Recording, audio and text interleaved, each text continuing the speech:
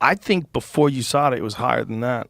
I think Maybe. there was a time where it was I don't know what the percentage was, but I think it was a lot of fighters. And then it got real squirrely with the testosterone replacement shit. Yeah, I do remember that time. That was the dumbest time ever. The fact that they didn't think that through and they just let people game the system like that. It's funny to me because I get it all the time now.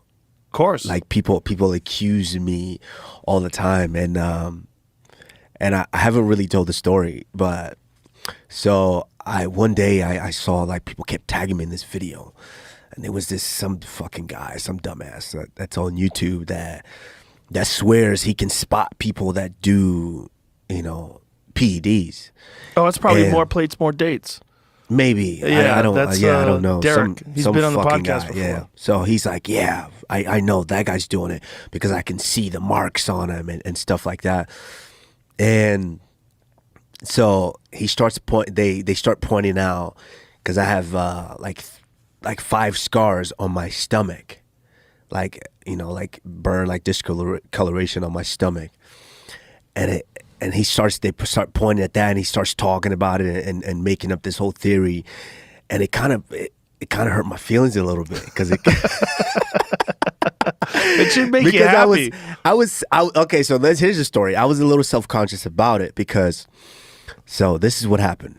I was in college. This was my, I want to say sophomore, junior year, going into my junior season. And actually, I think it was after my junior season. So I started getting these, I got like a mole on like my stomach. And I got one like on my hand, and I'm one of those. I'm kind of like a clean freak. Like I shower, after practice right away. So I start scratching it, and then it starts bleeding. So I'm like, fuck, that's not a regular. I thought it was like a pimple. That's not a regular like a zit or something like that. So and then over time, it was like 5 little ones, like tiny. You could barely see them. So I'm like, you know what? I'm gonna ask the doc. We have a team doctor. I'm going to ask him about it.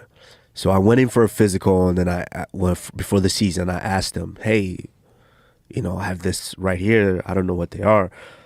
So he looks at him, and he goes, oh, these are non-cancerous moles. They're just little bitty moles. It's very, very common.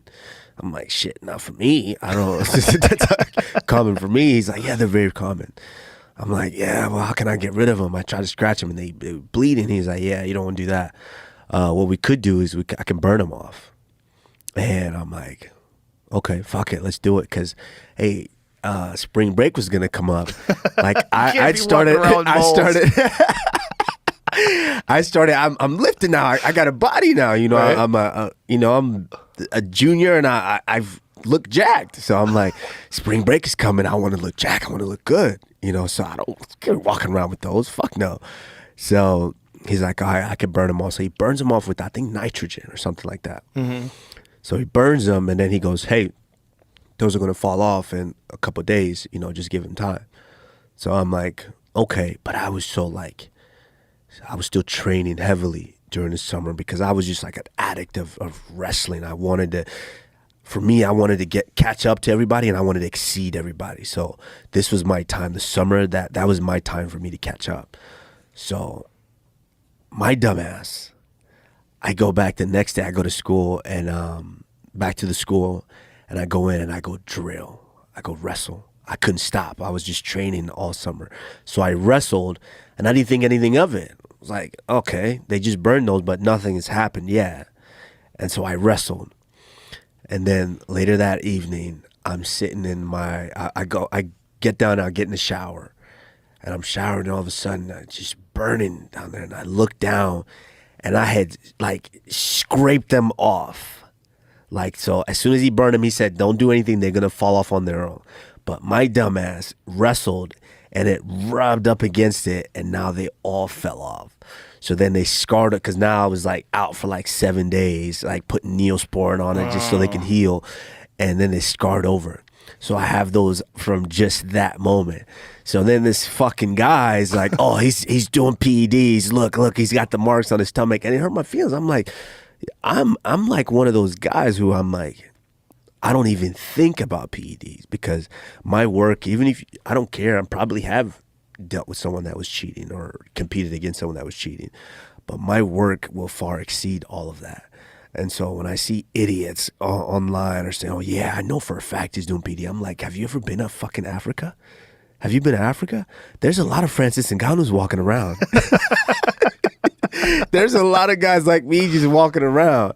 And because of the work and because of the way that I fight, they're like, oh no, he's definitely got to be doing something, because they can't explain why you are the way you are, why your performance exceeds what their mind is mentally capable of. There's a photo of you where on top of the cage after one of the victories, and you're like this, like, and it looks preposterous.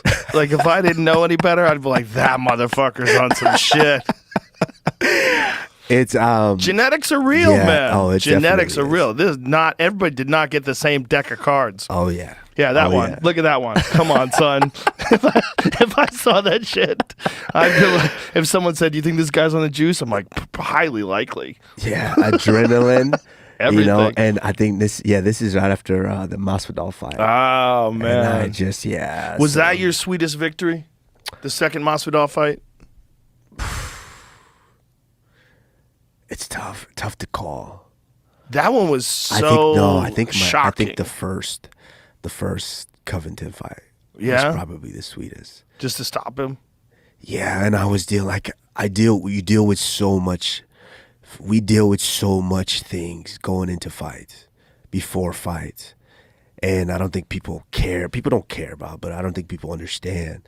So to make it to that fight, just to get in there, to step in there on fight day, nowadays I'm so grateful, because you deal with so much, from family, from relationships to children, to injuries, to finances, all of that, and coaching, to where by the time you actually step in there, it's like peaceful. This is like, I'm grateful to be in here, that I actually made it in here.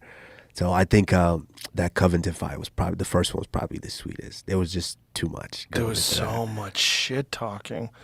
He puts people in a crazy state of mind. Yeah. Because he goes dark, man. He goes after your family. He goes after your friends. He goes after past relationships. He just tries to find anything that he can light on fire.